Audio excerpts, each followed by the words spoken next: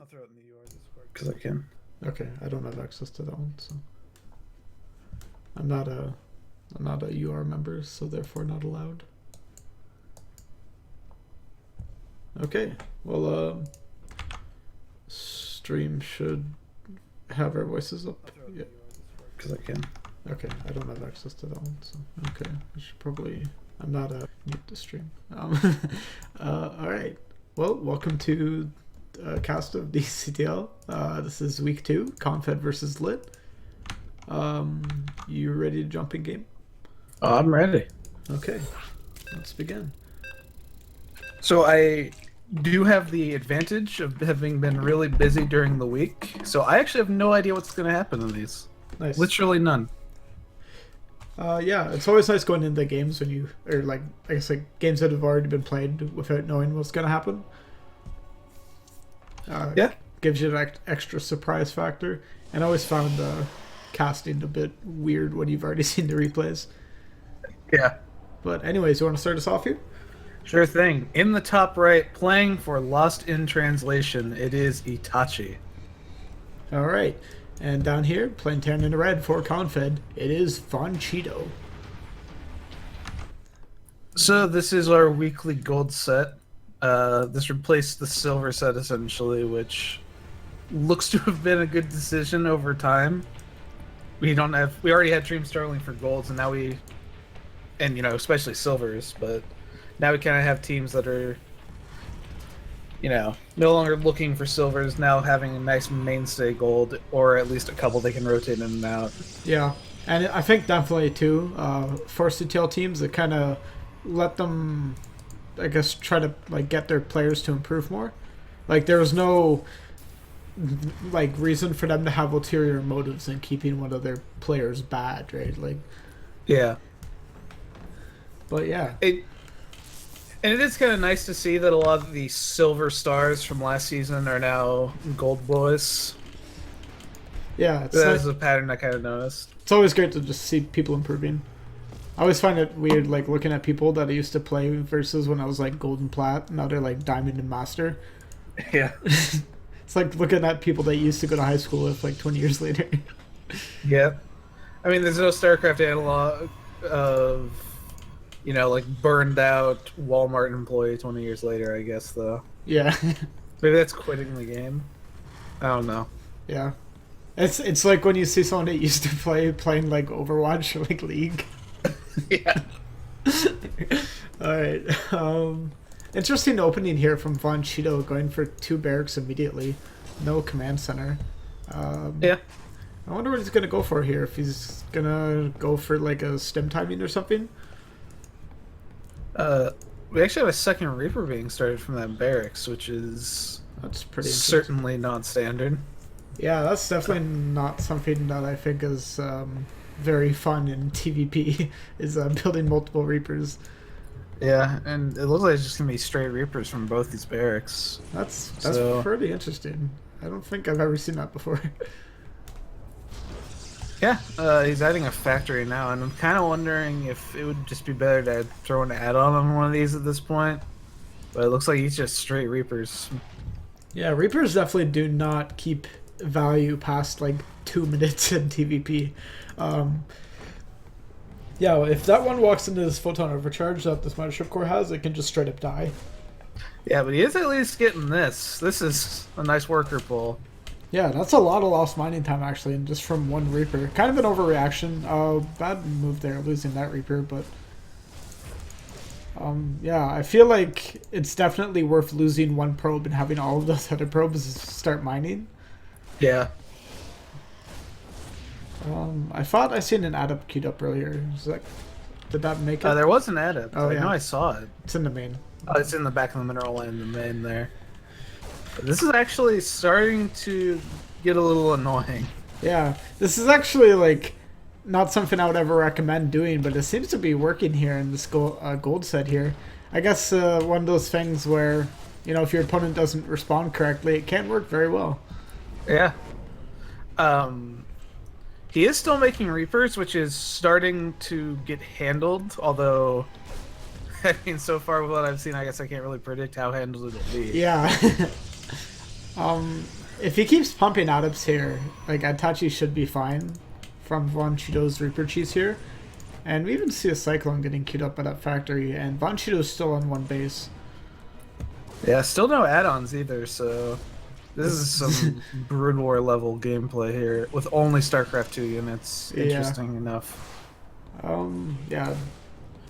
And those Reapers are getting some more kills too. This could actually like start to skyrocket, or not skyrocket, snowball a bit here. That's a lot of workers being killed. Holy crap. Yeah, that's...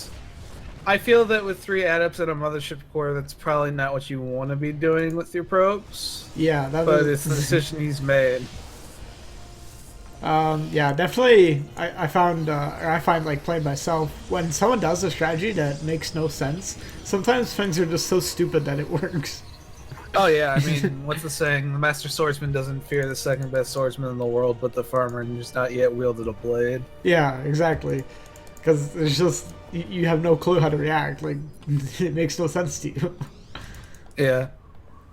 And so, continuing with our theme of not much sense, 5 minutes is not the time to usually proxy 2 barracks across the map. Yeah, I respect his balls. That is a ballsy move. And the bunker. And 2 bunkers queued up. This is definitely some interesting play here. I have never seen a 5-minute double proxy bunker into or double proxy barracks into 2 bunkers. I mean, at this point, I feel that maybe he should just keep going weird. Maybe like fly his entire rest of the base over here. Yeah, I mean, why not? It seems to be working out well for him, so I can't say too much. This is very, very interesting. We have a Dark Shrine coming up here for Itachi, and despite all the weird shit that's going on, that could definitely, you know, do some damage back at home for Von Cheeto if he doesn't have any units at home to deal with those Dark Templars once they get warped in. Yeah. The one awkward thing about Dark Templars and gold sets, hold on, there's a push out right now. But... Ooh, taking out that pylon. This is actually a lot of units. I don't think Itachi's ground forces can actually fight this head up. Yeah, it's gonna be a little weird. It's because head up's just taking way too much damage, and force fielding off the pylon, no more will it be able to do any more damage. But losing that natural is... He's already pretty far behind, and losing the natural is pretty bad here. Yeah. And now he's Gateway and his Cyber Core, so no more Adepts or Stalkers, only Zealots and DTs in the second year. And with these Marines coming out here and these Cyclones, they'll be able to kill off this Mothership Core. Thank God for those proxy barracks, able to build Marines straight at the front and send them out. But yeah, very interesting builds here from Von Cheeto, and very interesting strategy. Let's see if he scans immediately, or if these Dark Templars can get enough damage done. Yeah, I feel like even if he cleans up everything, he's taking a lot of damage here. Dark Shrine's going to... Oh, it just barely goes down. So... These DTs are getting a lot of damage done, considering he's got plenty of energy on that. But... Yeah, he literally has full energy on his orbital. He only has 4 Marines right now. Can Itachi do this? This game's actually kind of evened out. Like, can he fight these Dark Templars? I don't know if he has enough units. Von Cheeto just needs to make something, like anything. So ironically enough, he still has the Twilight Council, so he can actually rebuild the Dark Shrine right away. He doesn't need a Cyber Core, but this is one hell of a game. And Itachi's setting these DTs up. If he runs like straight into the base and like starts camping to production. There goes the scan, but there's only 1 Marine to scan back, and you don't want to be there. Yeah, that Cyclone's out now. He does have full energy on his other orbital. So, oops, there you go. Yeah. Yeah. I mean, he may eventually kill these DTs. There's 1 down, but I don't think he'll get the second one right away. Yeah, that's a lot of scans. But then again, like, Itachi's natural still isn't up, and he also doesn't really have any units. Like, he doesn't have a Mothership Core or anything. Yeah. No Cyber Core either. So this is kind of the awkward thing I was talking about DTs in Gold League is they're really, really strong against Gold League players very early, but as the game goes on, it's not like they're dropping mules constantly anyway. Yeah, like the Gold League players macro isn't going to like keep their CCs at like empty energy for much Yeah, of the so game. there's still plenty of scans left over if he needs them. And Was that a Liberator? yeah, Liberators got picked off by that photon cannon. So that's something. We're getting a small victory here. Yeah, but yeah, it looks like Von Cheeto's forward base here is getting pretty well set up here. Some missile turrets going to be added in. Hey, all right. I guess that'll protect him from any future Dark Templars, but Yeah.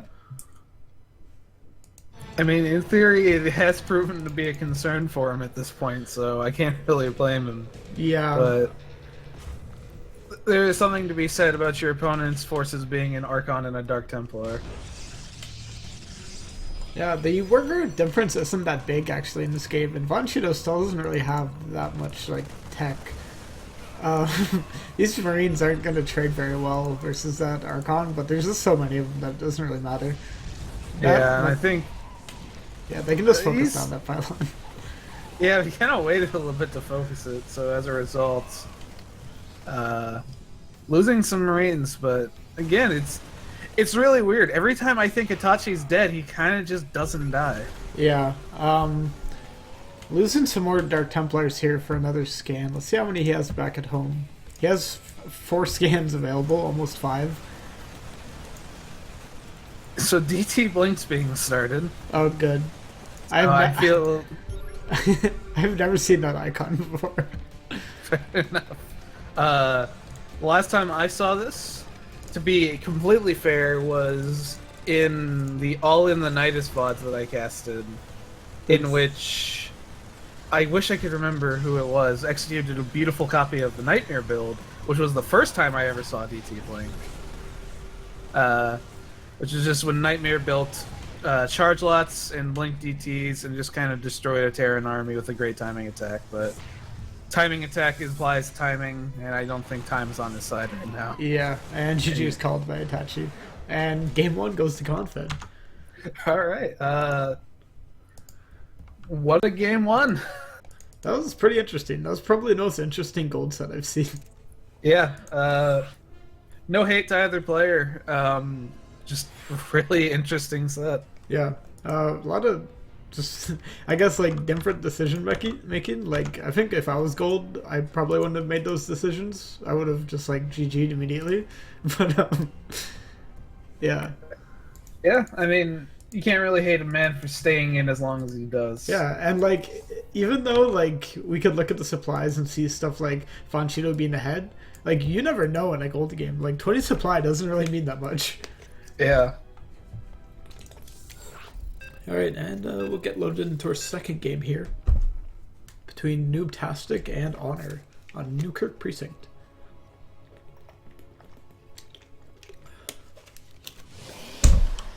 Alright. All right. In the bottom left for Confederation Gaming, up 1-0. It is the gold yet platinum Protoss Noobtastic. Nice. And over here, sorry, over here on the right side of the map, we have in the purple playing for LiT. It is Honor. So we have gone from a PvT to a PvP. Whoops. I accidentally just- In the bottom left, spawning as the gold Protoss for Confed, up 1-0. It is Noobtastic. Whoops. We'll Yeah. just cut it out, don't worry. Yeah. Alright. Anyways. Yeah, didn't set it back too far. I don't even know what button I hit, but anyways. You probably hit B, which I believe restarts the replay. Oh. Well, So thankfully you hit that pretty early on. yeah, that would have been pretty annoying. Alright, well, we're back where we started. Yeah, Noobtastic has a probe bending across the map immediately here. Early scout coming on here. Yeah, unfortunately it's not a cannon rush as we do have a gateway at home. So no exciting Kira level gameplay yet. Yeah. Kira will be playing in this this series, so we might get to see some nice Kira gameplay. Yeah. Oh, nice gas steal actually coming out here. But yeah. Honor's not I gonna let think that he, second gas get taken. I think he actually wanted the other one, but because he was starting to move towards it. Yeah, but not soon enough. Alright. Gas steal very annoying in PvP because you really want both your gases up super early. You kind of have to make a zealot to kill this. Just unfun all around.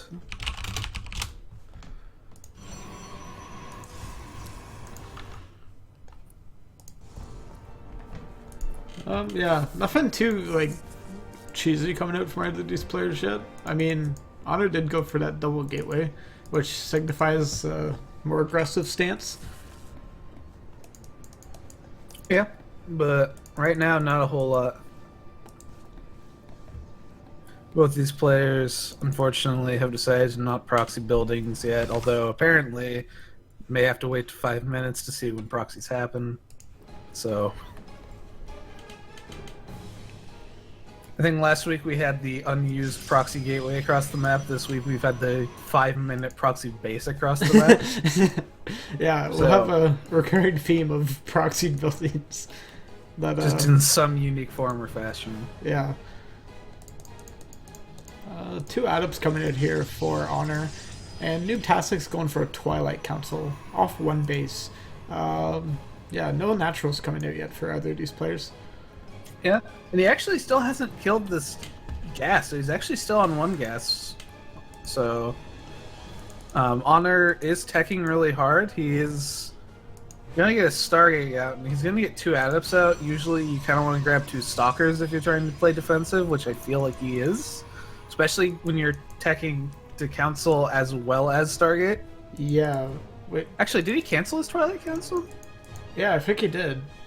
I don't Huh. see it. Weird. That one was pretty close to getting done too, if I remember correctly. And these Adepts actually get into the main of Noob Tastic here, and they will get a couple probes. That's definitely not bad, especially when you're both on one base. And they will both barely get away here. Oof, that one's at 2 health. Yeah, 2 health, and looks like they each got 2 probe kills, so that's a decent amount of damage. Noobtastic has started, or not Noobtastic, sorry, Honor has started his natural. Fantastic actually just threw his down. Yeah, so it looks like it will kind of start to normalize a bit, but we do have an Oracle being built now by, or never mind, he cancelled that. Stop canceling things.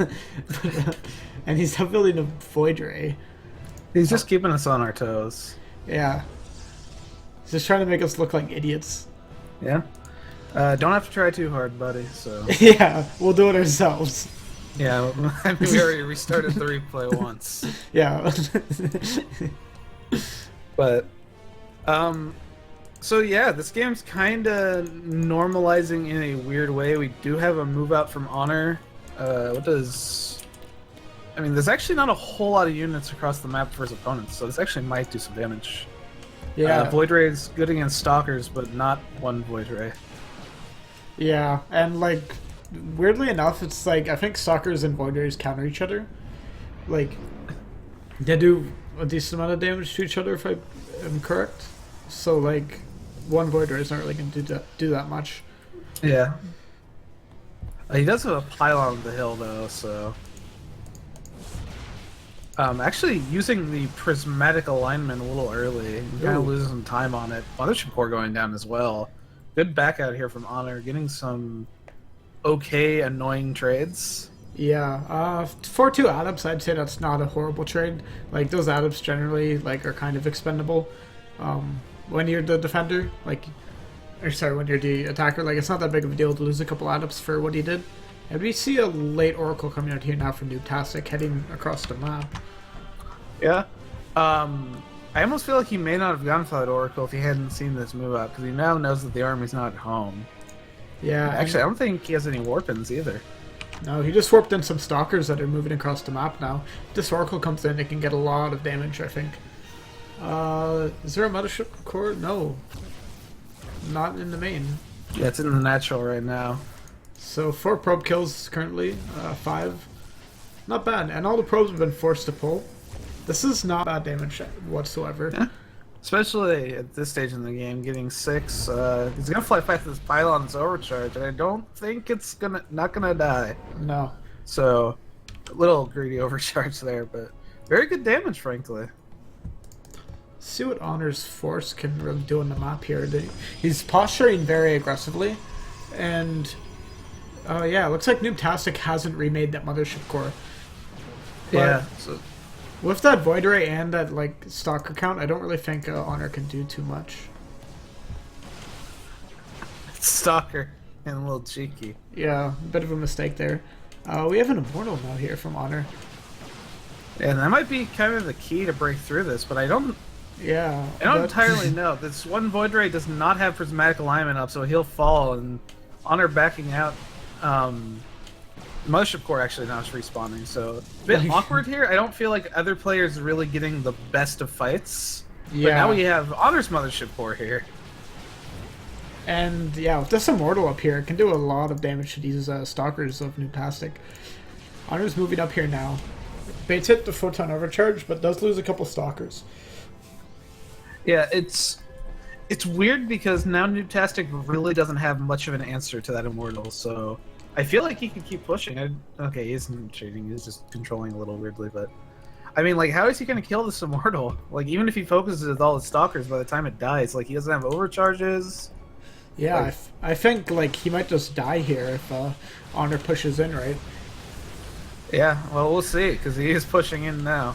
Yeah. Mothership Core getting focused down, and yeah, this GG. GG for Honor. Kind of an unspectacular ending. Yeah. But hey, that's mirror matches sometimes. Alright, just give me a sec. I need to change this. I forgot to change the stream title. Not a problem.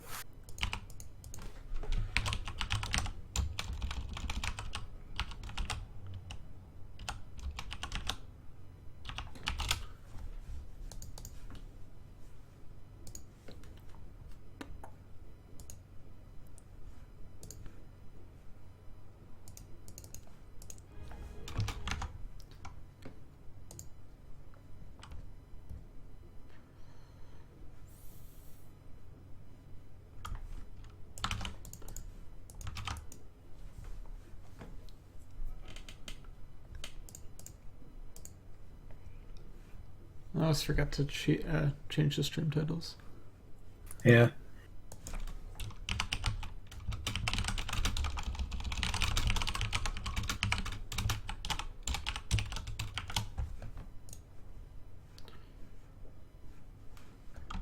Okay, there you go. Stream title is now changed. Alright. Get right into Game 3 here on Overgrowth.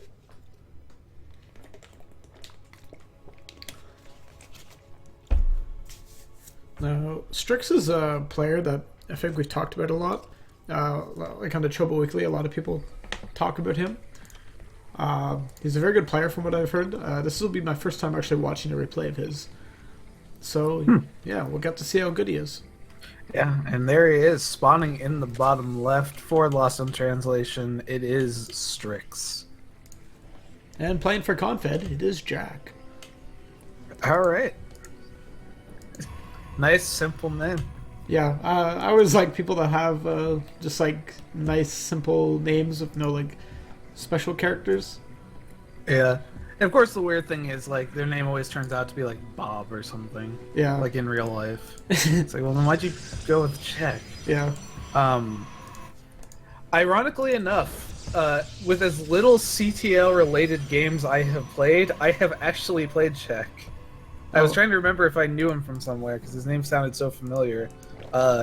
In what was probably the game I've gotten most yelled at for, I basically had a lead for about 5 minutes, and then 10 minutes later I pushed.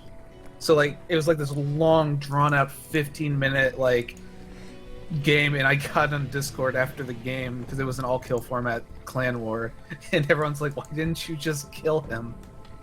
Yeah. They were mad because they were bored.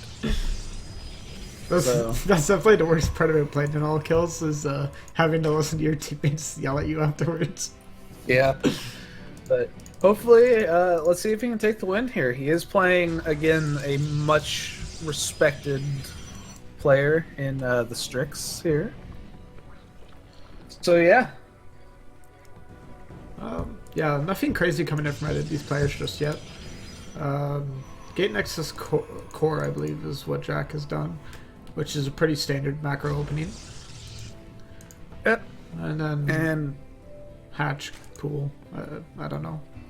it was pool hatch because the pool's already finished. Ooh, looks like the Strix is gonna go for some Ling drops, I imagine, with 6 Lings coming out and that Evo Chamber just being put down. Yep. This is kind of the bane of a lot of Protosses in the CTL, to be honest. I see this a lot. It's really an annoying build if you don't see the pylon or don't have a pylon in the right place and you don't see it coming. It can do a lot of damage kind of for free. Yeah, we spent so much of our collective, like, StarCraft 2 intelligence or whatever you might call it, learning how to wall off to prevent Zergs from getting in our base.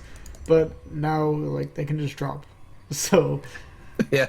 all of that knowledge is now gone. Yeah, and there's the +1 melee attack, so this is definitely going to have a lot of potential. It actually gets scouted out by a probe. Yeah. I don't know if Jack will read the situation correctly, though. Yeah, I don't think he's seen the Evo Chamber, so he might just think that's a pretty standard amount of Lings, I would say, at the start of a game. Yeah.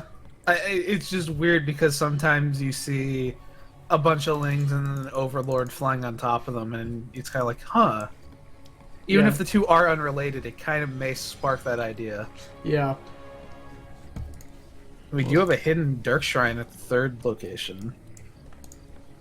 It's a very weirdly placed, like, proxy Dark Shrine. Like, normally Yeah. Protoss, or not Protoss, Zerg has, like, an Overlord on that, like, little plateau thing between the 2nd and the 3rd. So, Yeah. that could have been very easily scouted if Strix happened to have an Overlord there. Well, luckily he does not, so... Oh. I think this is going this to will be that one build where they get the 3 Dark Templars and the Warp Prism, and then go 2 Archons later on. Yeah. But he does have this Ling drop coming from him, and it is loaded up. Only 6 Lings, not 8. But he won't actually see this getting dropped at all, so... Yeah. This could... It's also weird, there's actually an Overlord just kind of flying over the main, so he knows that, like, he's just gonna get away with this scot-free. Actually, very well timed out build. +1 weapons melee just finishing now for the Zerg, so... We'll see if these Dark Templars head out. Oh, no, they haven't been sent out yet in the Warp Prism before the Lings come in. But sending them across the map immediately?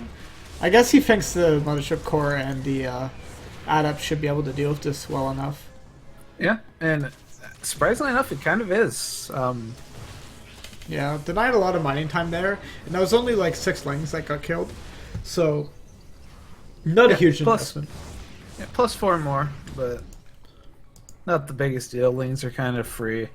Yeah. The worst part about the Ling is that it costs a larva. Yeah, and these Dark Templars are across the map, but haven't been dropped yet. Jack probably just trying to get all his probes back to mining. There is detention, though. Yeah. Yeah, unfortunately, spores are down, so this should... it's kind of weird. He's actually going to catch a worker transfer of 3 probes, and there's no spores at the 3rd, so you'll start to see some drones getting waylaid on.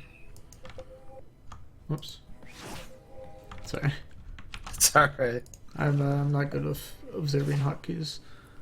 It's okay. Pinging out to let us know that this queen will soon be dead. Maybe my camera wasn't there. I appreciate that. Yeah. That probe that built the proxy Dark Shrine's actually still up there too, but... Yeah, well... Okay, other DT in the front. He was given a very dangerous job, so he probably got some extra vacation time. Oh yeah, fair enough. These DTs should be cleaned up. The Overseer's out now. Yeah. All in all, not the worst damage, but also not really good damage. Delaying mining time okay, but there's not a whole lot of drones that are getting delayed. Plus, you Yeah. killed a queen and you got 2 drones from 2 DTs is a little. You're probably just better off picking them up and throwing in the making an Archon. That's what I was trying to say. Yeah. Another really nice thing that Strix did there actually is he flew the drop overlord that he had earlier over a pylon, and it caused an overcharge because obviously it's Protoss. You don't know there's nothing in that. So that was a nice little trick to shave off 50 energy, although I don't think it'll matter too much. Yeah. I imagine by the time that Zerg gets to the base, that Mothership Core will have recharged. But keep move there. Yeah. And in reality, let's be honest, the best thing about low league play is cube moves. Yeah. Let's see. Strix is getting +1 air attack actually, so I feel like he's gonna try to commit very heavily to these mutas. And there is no Stargates on the map. And gateway units do not really deal that well with Mutalisks. Even though he does have 3 Archons currently, which are like good against Mutalisks, but I wouldn't say they're efficient. Yeah, and the other problem is like Overgrowth's not exactly a fun map to defend against mutas. Yeah, there's a You just can lot kind of of just space. bounce between the second and third really easily. And just constantly be annoying. That Overlord will finally die in the top right of Jack's base. Oh, there it goes. Yeah. Yeah, not a So- huge army for Jack at this point, though. And Strix is floating actually a lot of minerals.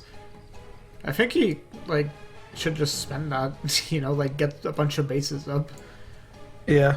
He actually needs a queen at his third when he has plenty of queens, so that would be a nice way to get that up. He is taking a 4th now, but yeah, just make larva, spend larva. No matter what it's on, just spend it on something. Muta's now getting some harassment done at this third, but kind of just poking at pylons. Now Yeah. hitting the probes. And Jack's army is not really fast enough to deal with these mutas. So if Strix wants to control these mutas, I think, like, he can do a lot of, like, economic and psychological damage to Jack. But just sending the mutas home for now. Yeah, and actually now Jack's starting to push across the map. This is actually kind of a scary push here. Yeah. Not a whole lot at home. Strix should What be is there very is- worried about this. Takes a lot of money to commit to mutas, and you really need to, pin your opponent with them. Like, you need to keep your opponent on their side of the map. Yeah, and actually, oof, this is a lot of Archons. Oh, he just triggered every single Immortal Shield with that. But I feel like this is still too much. He's going to lose a lot here. Strix Yeah. trying desperately with these roaches, but just the amount of Archons and Immortals that Drac has in his army, and all the mutas died, like, immediately. Not a Yeah, whole I mean, lot this Strix can be doing. This is kind of the awkward thing about Archons, is they're kind of just good against every single Zerg unit. Yeah. And there's a lot of them here. There's 6, 7, 8 now. Like, this is actually a really scary push. All those drones bunching up. Yeah. Don't really think Strix can do much. I think if he had injected better, maybe expanded some more, he would have had some Yeah. more units. Like, I don't see a macro hatch, and he's floating a lot of minerals, so... Yeah, and you kind of just need an answer to these Archons, whether it's just brute number or what have you. Like, this is just a lot of Archons being waltzed to your base. Yeah. They don't need upgrades to schmaltz you. Yeah, just And- some more units is really all Strix needed to deal with that. Yeah, but very well played by Jack. Yep, he read the situation very well. Yep, he saw the mutas and figured, all right, well, if you have mutas, you probably don't have the most stuff. Let's just see. Oh, sir. Okay.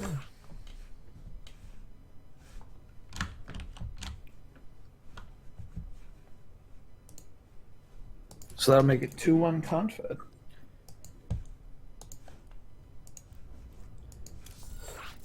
Yeah, I probably should have been keeping track of that. I'm glad you did. As long as we say it every so often, it'll be fine. Yeah. Loading into Whirlwind here, between Veseli and Solus. Yep. All right. In the bottom right of Whirlwind, playing as the pinkish Terran, it is Vesely. And up here in the top left, in the yellow, it is Solus. If I butcher your name, frankly, it's your fault for not telling me. Not you, but you Yeah. watching this. Mad because I called you. It's actually Vas Eli. Sorry, I'm going with Vasily. And if you don't like it, you can tell me later. And next time I cast one of your games, I'll say exactly. I'm sorry. Yeah. And really, just name yourself something like Jack, or Strix. Yeah. Be like Jack. Be like Strix. They're good guys. I respect them for their naming decisions.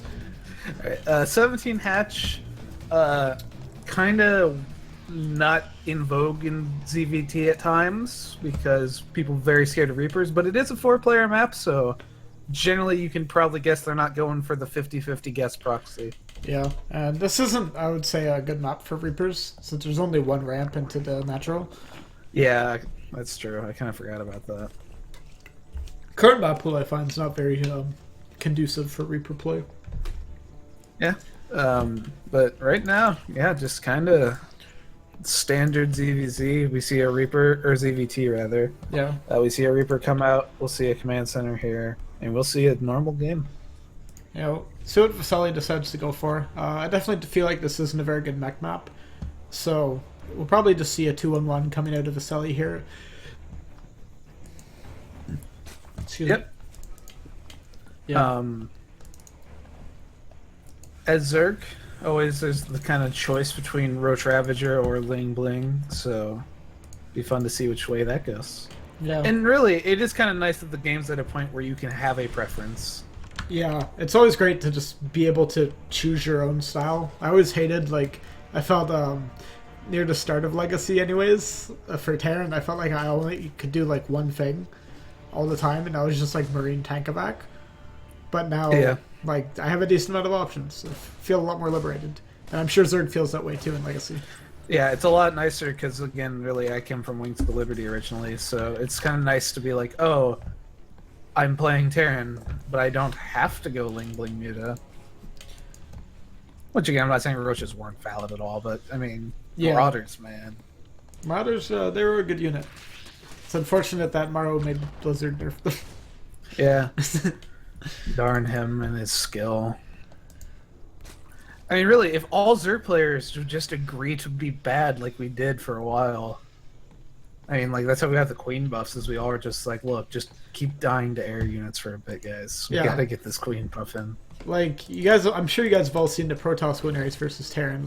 If you keep doing that, do what the Protoss players have been doing, a couple more weeks, and I'm sure Blizzard will give you some buffs. Okay? You just gotta hold out. It's like a hunger streak. It's kind of a weird, depressing way to look at it in reality, but Solus actually losing an Overlord, which does kind of end up delaying his third base a little bit, so a little annoying, but he does get it down now. He's also got Overlord speed, so he will see that there is, in fact, a Marine Hellion push coming for him in a little bit here. And actually, that's a tech lab on that starport. Yeah, this is a very Hotsesk build here, going for Hellions and Banshees. Yeah, and Cloak. So this is actually a pretty heavy committal to this. But there is an Overlord coming in, and he will, in theory... do we have a 2-pronged Overlord scout here? No, it looks like that one will just hang out near the natural. But here comes it. He will see that there is a tech lab spinning on that starport, and he should have a pretty good guess of what's coming. Yeah. And really all he needs to do here is get a couple spores, get some more lings. The Hellions aren't too scary in Legacy of the Void for this push, because the Zerg has a lot more lings to work with. So they can generally get some good surrounds on the Hellions. Yeah. This is going to be a kind of weird question, but do you have the Abathur announcer? I own him, but I don't use him. Okay, so when I was looking at Solus's vision to see if he was going to see the starport or not, right when the Queen finished, it had the Abathur line for it, and I don't have the Abathur announcer. Oh, that's interesting, because I don't have mine set on. So I wonder if that's the announcer Solus has on, and it saves that in the replay data for some reason. That would be a really odd design choice, but... It's kind of interesting, though. Yeah. Because you know exactly what they've heard. Yeah, so there's a lot of pretty good response to this. A lot of Lings, getting some early upgrades, getting his spores down. Basically, just kind of doing what needs to be done to not die to this. But there is a lot of Hellions now poking at the third. Yeah, if he gets all these Hellions surrounded by these Lings, it'll be very bad. He really needs to just keep some pressure on Solus here, deny that creep. Even if you're a lower league Terran player, you might not understand the importance of this, but if you can deny creep at the third base, that's just huge.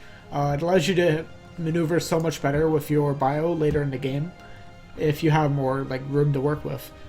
But we have a huge Ling run by actually coming in here towards the natural, and these Marines are not behind a wall. Yeah, this is gonna do some damage. Yeah. This could Yeah. actually be game ending. I mean, Vaseli doesn't really have enough Marine production to come back here, and his Hellions are all the way across the map. He's gonna try to kill some drones, but there's literally nothing here in the third. Yeah, this is starting to get a little bad. The Hellions are going to try to run in, but unfortunately the Banshees are forced back just to deal with this. Not like they could really do too much at the expansion of Zerg anyway, but a lot of Queens coming in, easily cleaning up these Hellions, and now Vasily has done very little damage himself. He really only has a couple Banshees, but Solus is not going to stick around to see these Lings die. He's just going to leave and take what he got, which was a lot of damage. Yeah.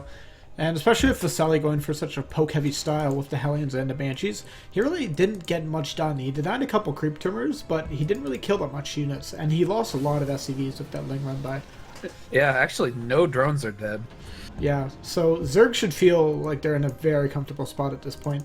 They have a decent amount of Lings, so they really, like, as long as he sees what's coming and makes sure that, you know, there's no crazy amount of Marines heading across the map, he should feel comfortable to just keep droning up like he is.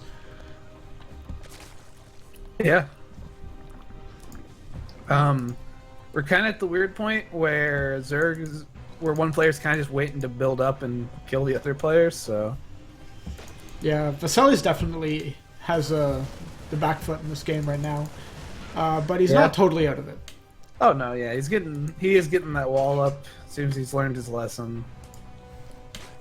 But this is essentially the dream game for a Zerg player. Just you got creep on a good bit of the map. You're not really afraid of dying to anything for the next 3-4 minutes. This is a nice, comfy game. Yeah, and Solus has a lot of units around Vaseli's base. So he can really like just see what's going on. He's not going to be too surprised by anything that goes on. And he has very good creep spread, actually. Yeah, the creep spread's very nice. Vasely's going to move out. Looks like he might just hopefully try to clear out creep. I hope to God he's not looking for an engagement right now, because that would be... I don't believe that would work out too well in his favor. He does stop that creep tumor from spreading, which is annoying. Yeah. But he actually loses, I believe, both Banshees there. Oh, I didn't even catch that. Yeah, I caught an explosion over on the left. There's just way too many links here. I really think Vasily just needs to get out. Cannot fight on creep versus Zerg with that low number of Marines and no splash. Vasily is going for, looks like Marine tank this game, which is strong versus Zerg, but I would say it's definitely meant for playing a lot longer of the game. Like you can't just go out in the map with a couple tanks and lose them. You really need to keep your tank out like high. Yeah, and I feel like maybe he would be better served just getting a couple Widow Mines here, just because there's a very heavy Ling Clown. Yeah. I don't know what a Ling Clown is, but whatever. Yeah. These Marines here just hanging out. Looks like they're going to get killed by all these Lings. Vasily not paying attention. Yeah, and that's a very bad time to not be paying attention, and that's kind of the weird thing. I'm trying to remember who was talking about that in TVZ, where it's like, yeah, as a Zerg player, you may be frustrated early on that you don't get to control the pace of the matchup, but as a Terran player, if you look away for 1 second, like you can just lose everything. Yeah. It's like Pig or somebody was talking about it. Yeah, very high stakes. Yeah, so third base here for Vasily now. yeah, The mutas are out now, so basically all the medevac play that was occurring until it got blown to shit by banelings is now going to stop. So, yeah, Solid's kind of just playing this game very well. He's taking he's taking a fourth. He's going hive. He's really not rushing his way to a rash lost into a tank or tank or mine related death. Yeah, especially with how squishy Lingbane Muta can be. It's very easy to walk across the map to try to end it and just die. Yeah, and he actually is starting to add mines on now, so... Yeah, probably a better decision, I would say, when you're behind.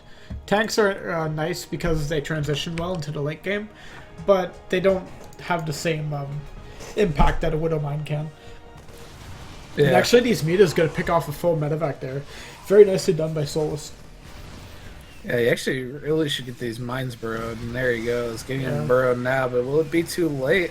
These mines are going to get some really nothing hits off. Really well done by Solus to kill those, and this should basically be game. Huge Baneling hit in the natural, Yeah. and not a whole lot left here. Yeah. Vasili's army was spread out. He's trying to clear out his food base location there, and GG is called. Yeah. He couldn't really ever secure the wall either, unfortunately for him. Yeah, and walling versus Zerg is just such a big deal. Alright, well that makes it 2-2, so we're still even. Yeah. Alright. Now we're going to be going into game 5 here. Very good representation of the matchups too. We got a ZVZ now. Yeah, it's not really like mirror matchup dominated like it was last time we casted. Yeah, so kind of fun. This is a fun cast. We got 2-2. We got good matchups. Games have been interesting, to say the least. Yeah. Now we're going in here to game number 5. In the top right, spawning for Confed, it is Wobulator. And over on the left side of the map, we have Plain Zerg. It is solo. Yeah. I love this map so much. Kinda. Alright, well, both players hate the map. We'll see if that channels into angrier gameplay in this mirror matchup. Yeah. Well, you know what they say about how Jaedong used to just like swear in the booth? Hopefully these guys are both swearing at the map right now, getting pissed. They'll need they'll need that energy to win. Nice little discussion here. Yeah. I like the general agreement that this map is great as long as there's no Terran in the game. Yeah, I feel like a lot of people have that opinion. It's like, this game's really good, unless there's a Terran. Yeah, StarCraft would be great if there were only 2 races, they say. Yeah. But yeah, I even hear that from a lot hopefully of no one Terran actually players.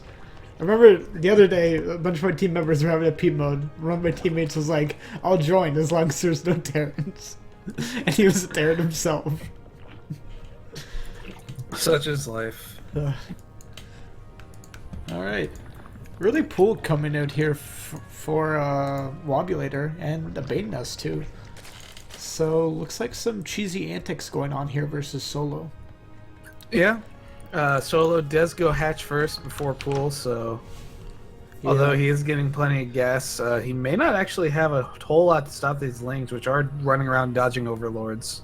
Yeah. Which is very annoying. He's taking a pretty good path, I would say. This is generally, I think, not where a Zerg player would be placing their overlords, so he's not going to get wind of this until very late. And, this is what happens. Whenever someone messages you at the start of a game trying to spark conversation, this is what they're doing. Yeah. Like, Or like the not 50-second GLHF. Yeah, they're not trying to be nice to you, okay? Like, they're going to cheese you. Yeah. If it's anything other than a GLHF or no response at the beginning, I don't trust it. Yeah. But now 2 Banelings being morphed right here. This is very ballsy. I don't like this decision, actually. And I don't like this decision even more. Don't play the water. Oh. That worked out, but I still don't like it. Massive balls from Solo here. Yeah. Just absolutely goddamn massive. Yeah, not a good decision, I think, from Wobulator to morph those 2 Banelings immediately.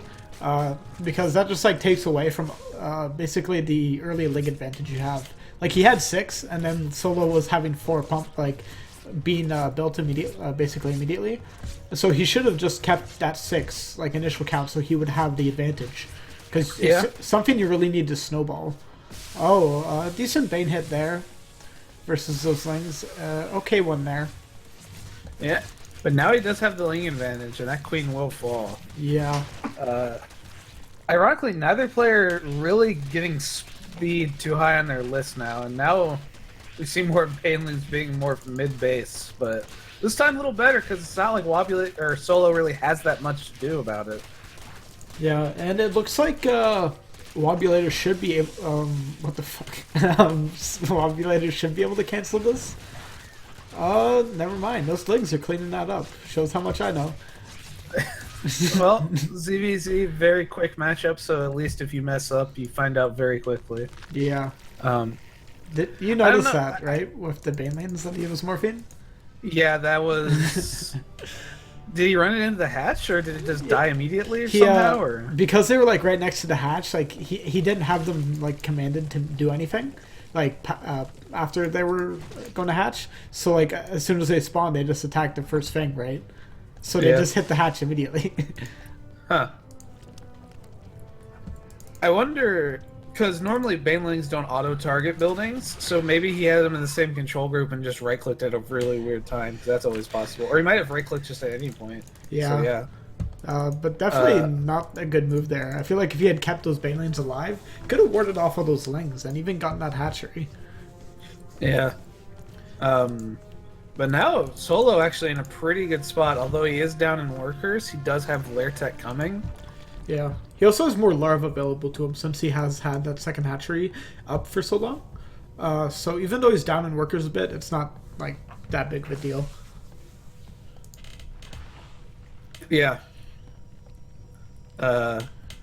Looks like this is just going to be a Roche push though with speed. No fun mutas yet. Yeah, and Wobulator really is behind on this tech. He doesn't have a layer. He has the gas to be going to it, but I'm not exactly sure what he's planning on doing. Yeah, +1 missile being started now actually, so it's pretty solid upgrade in this matchup. And Wobulator's layers now started, but I think it's almost a bit too late here. If Solo pumps out a decent amount of roaches and just walks across the map, these Lings and Banes aren't really going to be able to do much to stop them. But of course, Solo can do whatever he wants at this point. I feel like it's his decision on what he wants to do. Yeah. So the awkward thing about Lings is 0-0 Lings versus Roaches is kind of like trying to screw up somebody's car with a balloon. Yeah. After, you know, thousands of balloons popping on the metal, maybe it'll do something, but probably not. Yeah. But when you have +1 attack, it's kind of like you get like, you know, like a nice bit of rebar or something you can really do some damage with. But without +1 attack, like these roaches are going to kind of be unkillable. But we do have a Spire now. So Clock is taking for this roach push to really get going. Yeah. We'll also see if Solo can kind of use his intuition to feel out what's coming next. Because I feel in like most matchups, you can kind of feel like, okay, like what's my opponent built at this point? And like what's a common response? And I feel like Aspire is definitely a common response to early aggression. Or sorry, a common follow-up from early aggression in ZVZ. Because it's just one of those things that catches people off guard, right? Yeah. And we'll see if Solo can like feel it out here and just realize what's coming for him eventually. But, yeah, I feel like the push should start. Yeah, he's just got both his upgrades finished officially now. So this is... I almost want to just right away say game-ending push. It's a little premature because anything can happen. It is StarCraft, but very good response. Just throwing down 3 spines, but I don't know if they're going to finish in time to really hold this off. Yeah, I guess it depends on how long Solo waits at the bottom of the ramp here. And let's see. Sending a Baneling up immediately in case there's a flock of Lings waiting. And they will get a huge hit, actually. Killing almost all the Lings immediately. And picking off that last Baneling.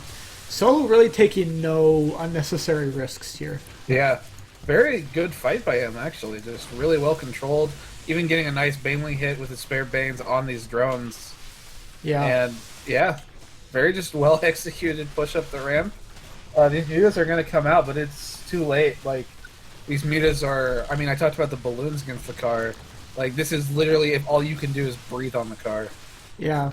I'm sure eventually you'll, like, oxidize the metal or something. Yeah, But, you might die first, but. Probably.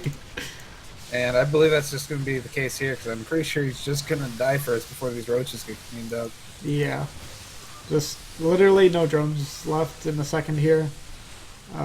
Two still mining gas, but like just nothing really the Wobulator could do. Just nice timing from Solo. Yeah, very well executed. He is getting Burrow even, which if somehow he needs it, he'll have it. But there's actually a large meat account here, but here come more roaches, and even by the time they clean up all these roaches, like, yeah, Solo's making 12 drones. He's got plenty of spores. There's really no way he can die here. But we'll see. Looks like Wobulator's going to try for it anyways. I guess you never really know. He hasn't been on the other side of the map in a while. He has no clue what the hell like Solo has at home. Yeah. Know? And as they say, it never hurts to try. Yeah. So you might as well see what you can get done. Yeah. It would have been pretty embarrassing if there was like 7 drones on the other side of the map and like no spores and he had all these mutas. I'm sure he would have, like, after seeing this replay, all of his teammates would have yelled at him. Yeah.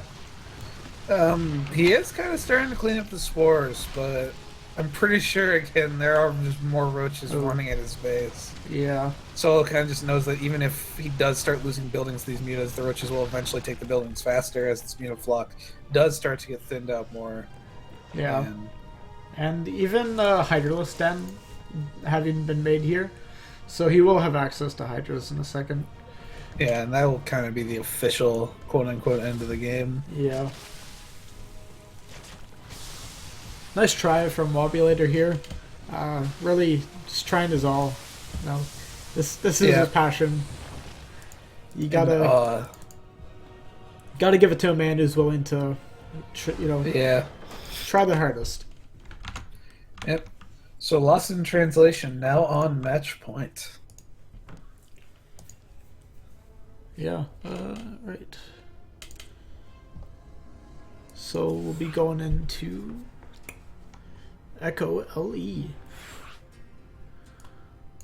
And this is a certified Kira game. All right. This was the matchup I was actually looking forward to, strictly because of the names. Yeah, Kia versus Kira. When we were talking about this on the Chobo Weekly, we got a bit confused at one point because someone said was talking about Kira and the other person thought they were talking about Kia. Yeah. I love good name matchups, frankly. Well, they even show similar colors? Why? In the bottom right, it is the orange reddish Protoss. It is, for Lost in Translation, it is Kia. And in the top left, for Confed Gaming, it is Kira. So, what the fuck? Kira doesn't have the cow picture for his clan tag. Yeah, he's in a cooler part of Confed, I guess. Well, I like the cow. I respect the cow. I don't know if I like it, but I'll be damned if I don't respect it. And we have a typical game from Kira here. Very standard Forge first. Yeah. It's if you're not expecting this at this point against Kira, I don't know what to tell you. And there's the pylon. Yeah, you can see Kia's already looking around and already sees him. Yeah. Oh man, Kira, well practiced. What is Kia? He cancel his gateway? He canceled his gateway and his. What the fuck? All right. Is Kia just gonna build a base on the other side of the map? What is? Mm, uh, What is? yeah, no, he's just gonna build his base elsewhere. Yeah, Um, he's fed up with Kira's shit. Doesn't want to deal with this. it, I'm you know, choosing a new I spawn location. I remember when like people would talk about doing this as Terran. It's just like just if you see a cannon rush, just float your stuff elsewhere. But he's Protoss. He doesn't care. He'll just build his stuff elsewhere. Yeah, Yeah, not just running away as many probes as he can. As he can start to poke at the natural. And now this is actually kind of a cool response and we because there's see, no cannons at home yet. yeah, and with these two gateways here, looks like Kira's gonna see this now. I wonder what he's gonna get from these gateways. If he's just gonna build zealots immediately. I mean, I guess that's all he can do, right? Yeah. Yeah. It's gonna be a little awkward because Kira's gonna start throwing down 2 cannons in the main. So I actually don't think he's gonna get a ton of damage done with this, although he seems to be wildly content with just making a base here. Yeah, I guess no cannons here yet. I feel like both players are next leveling each other because Kia's like, I know, I see a cannon rush, I'll just build my base elsewhere. And Kira's like, no, you're gonna build your base elsewhere, I'm gonna build cannons in the main. And Kia's like, well, joke's on you, Kira. I'm not even gonna attack. I'm just gonna make a cyber core and keep playing. Yeah, like he'll probably go and check and see what's up. Yeah, and he sends a probe up and he sees the cannons, and he's not gonna kill those photon cannons at all with zealots. But yeah, you can stop Kira from expanding early, especially now that these probes are back home.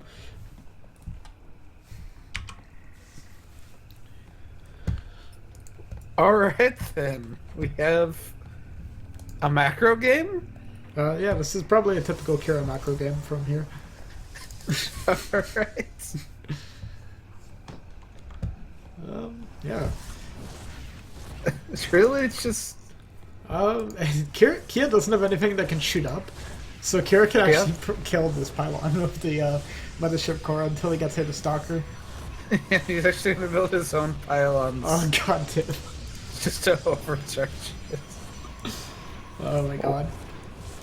And now Zealot actually coming into the quote-unquote main of Kia here, actually getting a good bit of damage done, because there's really nothing but probes to kill this. 2 now, 3. Yeah, that was some nice probe drilling there, actually. Making sure to get a decent amount of DPS off on that Zealot. But all these gateways are going to be unpowered. Oh, never mind, he does have, that pylon's his. So we will get a Stalker in time. And that should allow him to rebuild his pylons now. This is an amazing game. It's just Mothership Core harassing the main of Kia. I think Kira has too many Stalkers out now, though. With 2 gateways constantly pumping out Stalkers, with already an advantage, I don't think Kia can really do much. Yeah, this is everything I dreamed it would be and more. This is perfect. Yeah.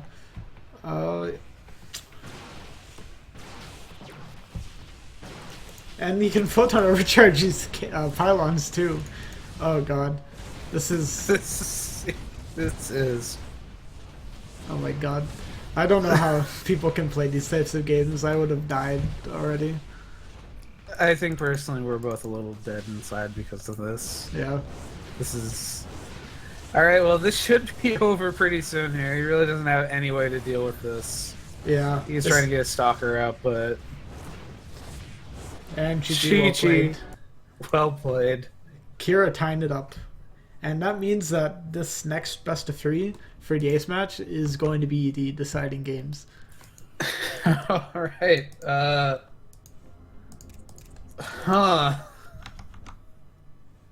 into the ace match we go. No looking back, I guess. Let's just go forward. Yeah. Yeah, it's going to be Lyra versus Shifun. I have no clue who that is. I believe he played in week 1 of the Nidus and was finally the decider for that that's match. Sweetness, I think. Yeah. Yeah, so I believe that's what that is. All right. All right. Well, in the top of Vonnie Research Station here. Playing the ace match to decide the series, it is Lyra. And in the bottom left, with the correct cow picture, played for Confed Gaming, it is Sweetness. Yeah, well, the cow has come back for revenge. I I don't know what to say about the cow. Yeah, it's Sometimes I hate it. Sometimes I love it. I don't really understand it, but I like it. You know, it's like Yeah. science. I don't really get science, but I like science. It's a cool Yeah, thing. so yeah, here we are. So it is kind of nice that this did work out literally perfectly, so that the master set is the best of three, and also is the deciding match. Yeah, As we see the probe just being a cheeky Nando here. Yeah, let's see what the Sweetness is planning to do with this. I guess just making sure Lyra's not going for anything too crazy. I've casted a couple of Lyra's games, or Lyra. Not sure how he wants it said. Well, he didn't tell me, so it's gonna probably be both until he says so. Yeah, I'll just keep finding ways to pronounce it differently. But he plays a variety of styles from what I've seen. He even went CC first in a TVT. Oof. So yeah, he's an absolute madman. So I don't blame Sweetness from skipping him really early. Yep. And he does have his Nexus down very early as well, so pretty much, yep, both players taking a nice early standard expansion. We'll see where this game goes from there. Nothing too crazy. Okay, Factory finally comes down for Lyra. But, let's see, no add-on for that barracks yet, actually. Oh, as I say that, reactor comes down. A bit delayed, I think. But, oh well. I guess maybe just waiting to see if anything came. Yeah. Definitely don't want to be producing something when you know you need Marines. And Yes. Sweetness just keeping some map presence with that probe. So far, so standard. Nothing really too exciting going on. Sweetness's probe just got killed there. That was on the map. So There we go. Something exciting happened. yeah, there goes all Sweetness's map vision. But yeah, nothing too impactful as of yet. No big decisions. And as I say that, Twilight Council goes down. And double Cyclones from Lyra. So it looks like Lyra is going to be abusing Cyclones this game. Oof. And Strong words. Cyclones are pretty strong. I think most people would agree with that. Yeah, it is certainly the bane of the TVP right now. Yeah. And I know Ice was talking about how he thinks Sweetness is a very good player, but he also feels like Sweetness kind of gets like triggered by how bad Protoss is doing in TVP. So yeah, just going for any of these like abusive units would definitely trigger me if I was a salty Protoss player, but unfortunately I'm just a salty Terran player. Such is life. Yeah, it is weird that mental state is kind of such a big factor in StarCraft, but I mean it's part of the game. You gotta stay in it. You gotta say, God damn it, whatever. I'll die to Cyclones for a 30th time today, but I'm not gonna die a 31st time. But yeah, we'll see here. Cyclone's going up, gonna kill this pylon. He's getting the overcharge, but it's already lost a lot of shields. He will get one Cyclone beforehand. Yeah. So now only one Cyclone to deal with. Unfortunately, he has to deal with it. So as you can see, I don't think that was necessarily what he should have done, putting all those probes there. I think like if he had just waited for the Cyclone to get to the probes, he would have gotten a lot more damage on it with the Mothership Core. yeah. But I mean, that's just a small nitpick. Not going to be the end of his game. Well, he did lose, I believe, 3 probes to that. So that is kind of, it's kind of getting into the territory of past small nitpick and regular nitpick, I suppose. But Yeah. now an Immortal out, so future Cyclone pushes will be a little less effective. Yeah. But I don't necessarily know if we'll see future Cyclone pushes. We'll see. Yeah, no more Cyclones going to be produced for now, as it looks like. Just getting some Marines out, going in that standard bio play. Don't have any mech coming out this game, I guess. Yep. As expected, the reactor on the factory is more for the starport rather than for the factory itself. So yeah, it's going to see a nice standard transition to bioplay after getting some nice pressure with the Cyclones. Yeah, looks like it's a delayed 2-in-1 build, actually. This can work very well versus Protoss, but I feel like at the timing that it's going to hit, if he decides to move out, it's not going to fare so well. With the amount of units that Sweetness has now, Lyra is not really going to be able to get that much damage done. Yeah, he's just going to take his third, it looks like, so... I don't know if he's going to necessarily... Yeah, it looks like he's just going to ramp up production and kind of just stay at home while getting a third. Yeah. Overall, a smart decision, I would say. Yeah. Sweetness has yet to build a food base, and this is definitely, I would say, near the time where he should probably be getting one. I don't know the exact timing for a food base for Protoss, but I feel like it's, before now. Yeah. You should definitely have your food base out before the Terran does in this matchup. Yeah. I feel like he's almost going for some sort of timing. Because normally that's the reason you don't have a third, but it's not like blink timings are super standard or relevant right now.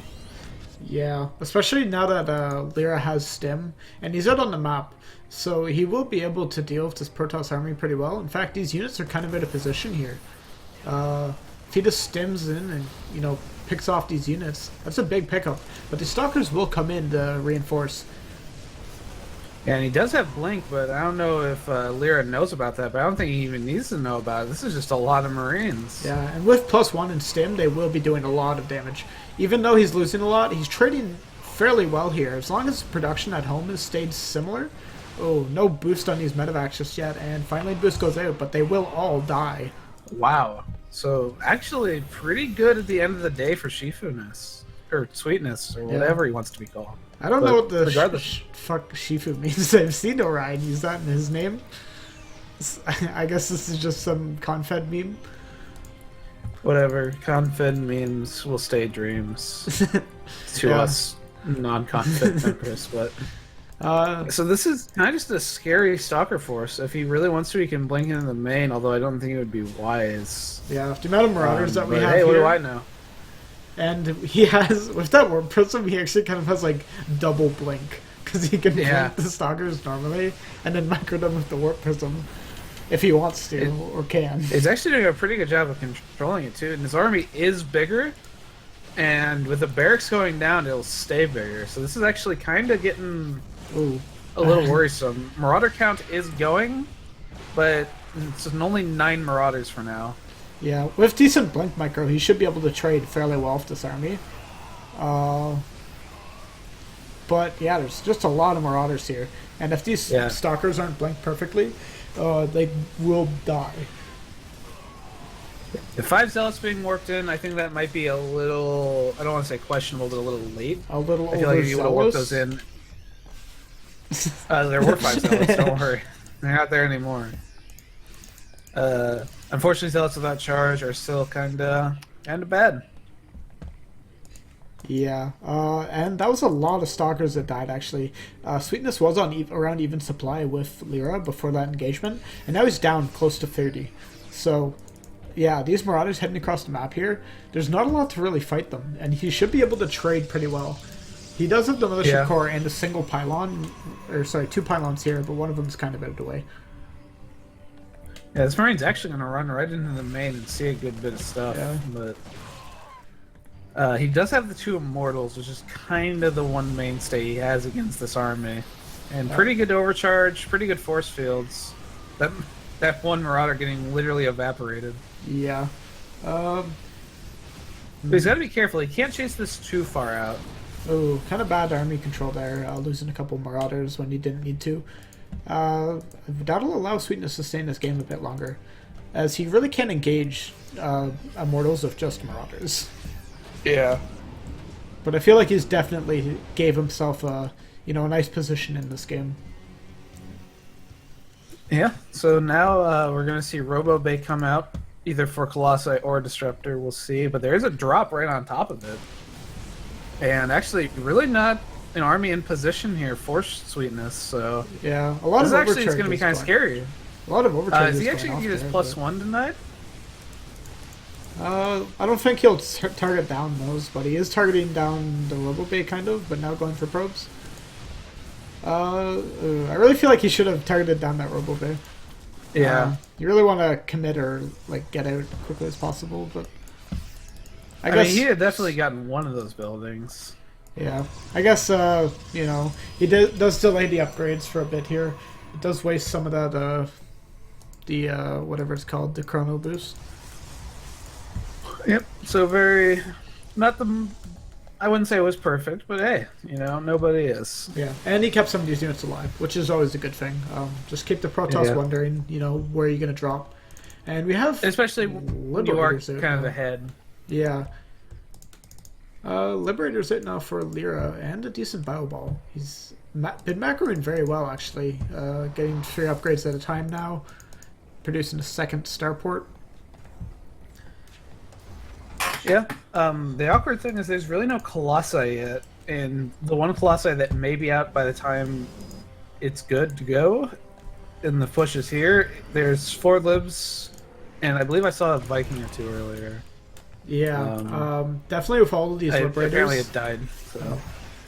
Not a lot of anti-air here, as Stalkers, or sorry, not Stalkers, Zealots cannot jump, so they will not Yeah. be able to get those Liberators. And he zones out this entire army from being by the base, and with this Battle Ball, he will be able to clean up all of those Immortals. Raffle Terran Ooh. units. Alright, so yeah, as mentioned, looks like you were spot on with that analysis. Yeah. Yes. Sweetness is pretty salty with this matchup. I guess I don't really blame him. You know, Terran is Yeah. pretty strong right now. It is kind of the matchup du jour. So we'll see if that affects him here in game 2. But spawning in the bottom left, he is up 1-0 in this best of 3 of this best of 7 to win this Clan War and Shobo Team League matchup. It is Lyra. Yeah. All right, and spawning down here in the bottom right, currently down to 0-1, and filled with salt. It is Sweetness. Yeah. So part of the problem with, so obviously, yeah, it's very easy to get frustrated when you have a matchup like this, but part of the problem is you do have to play a best of 3. Even if you think the matchup is, you know, bullshit or unfair or whatever, and even if it is, like, it's not like tilting is really gonna help you win the matchup or anything. It may make you feel better, but Yeah, definitely, like, really shitty to go into the second map with a bad mindset.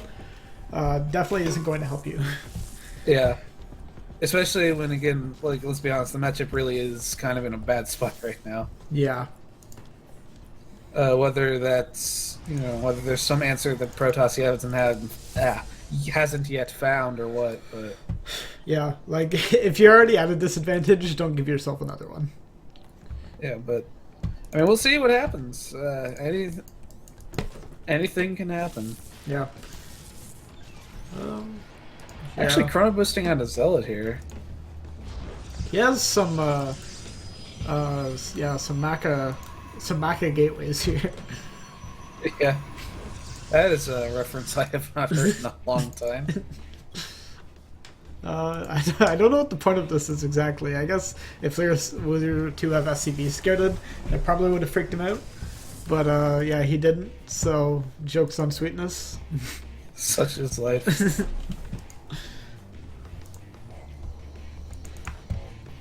So yeah, kind of just Yeah, pretty standardish game going out here. It looks like Lyra's gonna go for the similar build from last game.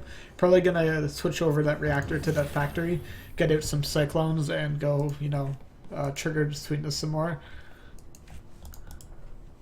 yeah. Right now, looking for proxies, but not really gonna find anything. Yeah, I The don't only thing think. out on the map right now is a probe and zealot.